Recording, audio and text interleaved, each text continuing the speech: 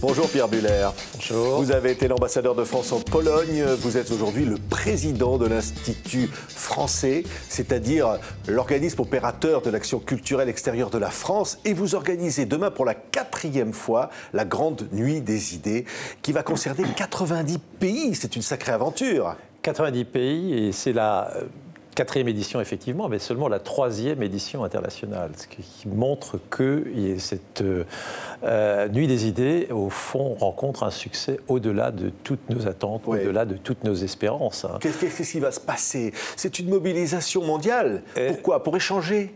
90 pays et nous avons près de 220 Nuits des idées sur l'ensemble, sur les 5 continents, pendant toute une nuit, de Wellington jusqu'à Los Angeles, d'Astana jusqu'au Cap.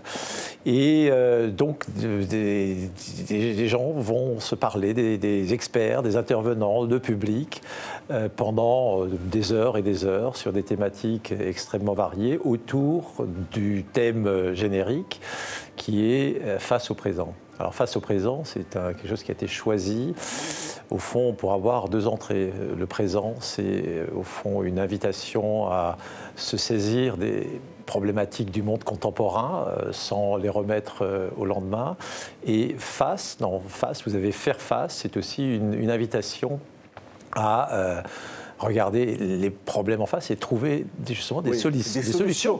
En fait, c'est un grand débat. On parle d'un grand débat en France. Là, vous vous mettez dans un grand débat mondial, quoi. Oui, et c'est une sorte de grand débat que nous avons, je dirais, presque anticipé à l'échelle planétaire.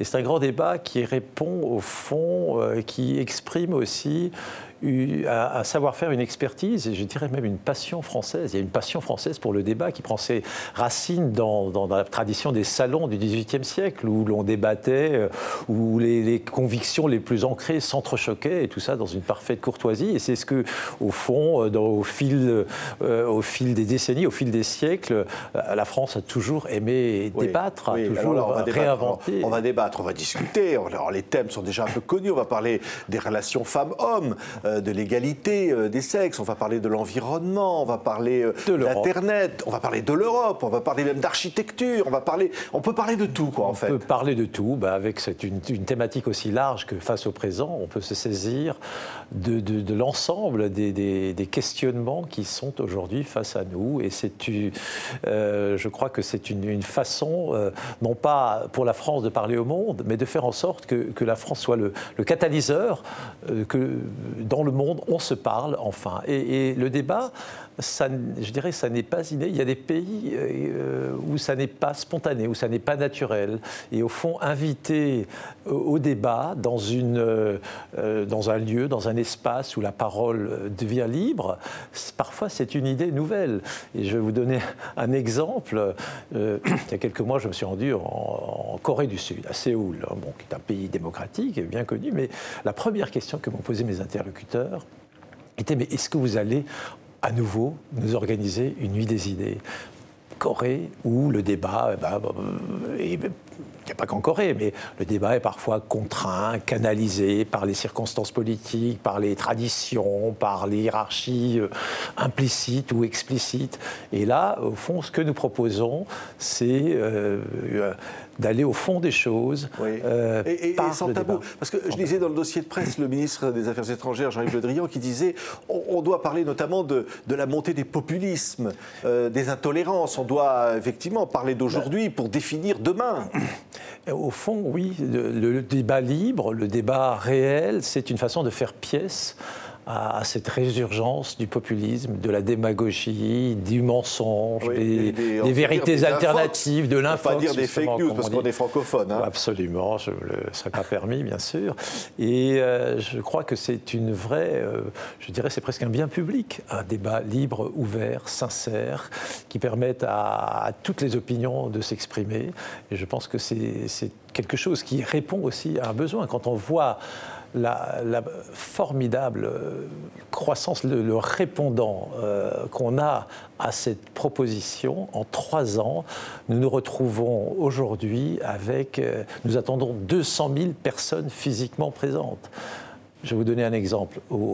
À San Francisco, il y a un débat sur la ville qui est organisé au SF MoMA, donc au Musée d'Art moderne de San Francisco, avec la bibliothèque publique de San Francisco. 12 000 inscrits. 12 000 personnes se sont inscrites pour participer à ce débat qui sera ouvert par le maire de San Francisco lui-même.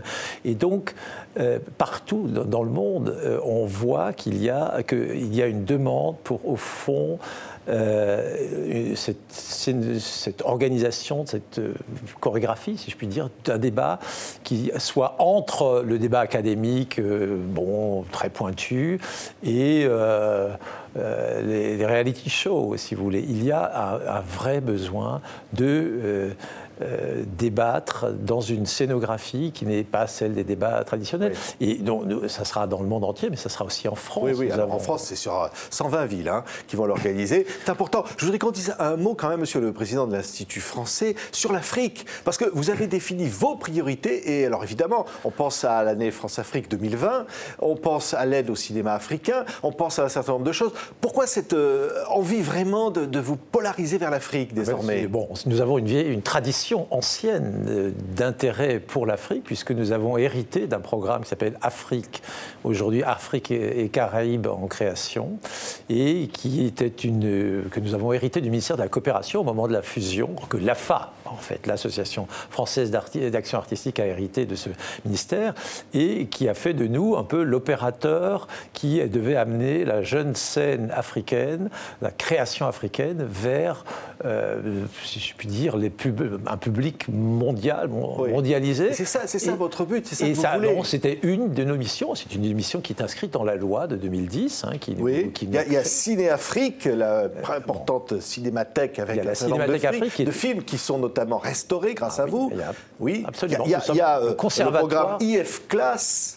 Donc tout ça, ce sont des actions concrètes que vous menez. Absolument, au quotidien. Nous avons la Cinémathèque, vous avez cité la Cinémathèque Afrique, qui est le patrimoine cinématographique africain depuis le premier film africain en 1954, qui s'appelait Afrique sur scène, est conservé par l'Institut français. Nous avons pas loin de 2000 films qui sont en cours de restauration avec des partenaires, des partenariats. Et c'est aussi ce patrimoine, le président de la République, dans son discours de Ouagadougou fin 2017, a proposé de le rendre accessible, de le rendre disponible pour le public africain. Et d'ailleurs, nous avons un partenariat avec Orange Content pour... Un mot sur IF Class, parce que ça, vous le lancez au Sénégal, République démocratique du Congo, Mali, Maroc. C'est important parce que c'est la formation des professeurs. La formation des professeurs, c'est un réseau social qui apporte des ressources en ligne, des ressources numériques pour former les professeurs, les munir de matériel pédagogique pour précisément améliorer, renforcer leurs capacités. Et au fond, ce qu'on voit souvent en Afrique, c'est le manque de qualification de nombreux professeurs qui n'ont pas suffisamment accès, au fond, à cette ressource pédagogique. Et c'est ce que nous essayons de leur donner, justement, avec ce programme IF Class. Nous avons aussi un programme de soutien à l'entrepreneuriat innovant en Afrique, les jeunes entrepreneurs, des incubateurs d'entrepreneuriat innovant dans le domaine de l'économie solidaire, de la culture. Ça s'appelle Ayada Lab, et c'est un programme que nous conduisons en partenariat avec nos amis du Goethe Institut. Vous avez des moyens nouveaux, parce que votre budget est en augmentation. Ça, c'est important aussi, parce qu'à un moment, on disait qu'il y avait des craintes là-dessus.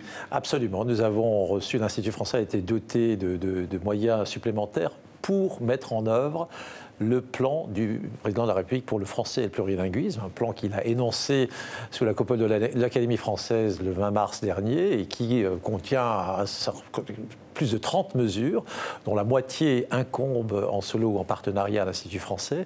Et donc, c'est pour mettre en œuvre ces missions nouvelles, au fond, qu'une dotation complémentaire a été accordée, ce qui est, par les temps qui courent, relativement rare. Et ça ça souligne l'importance attachée par nos autorités de tutelle à la mise en œuvre de ce plan pour le français et le plurilinguisme, qui contient bien d'autres mesures, mesures, notamment un rapprochement avec la Fondation Alliance française et une meilleure synergie entre l'Institut français et la Fondation pour servir les alliances françaises dans le monde et comme les instituts. Donc c'est un plan extrêmement ambitieux, mais je dirais que toutes ces démarches, au fond, s'inscrivent dans cette logique qui est celle de l'Institut français, qui est de projeter la France, sa culture, sa langue dans le monde, mais non pas comme une denrée à prendre ou à laisser, mais comme un outil d'échange. Et clairement, le débat, la nuit des idées, c'est le levier précisément de l'échange, du dialogue de la France avec le monde. Et je crois que c'est un motif de fierté légitime pour notre pays d'être, au fond, le catalyseur, le sel de la terre, si je puis dire, de cette modalité nouvelle de dialogue. Merci beaucoup, Pierre Muller, président de l'Institut français, et bonne nuit des idées. Merci. Face au présent que TV5 Monde, évidemment, soutient, chaîne de la francophonie. Merci à vous. De ce soutien et de cette invitation.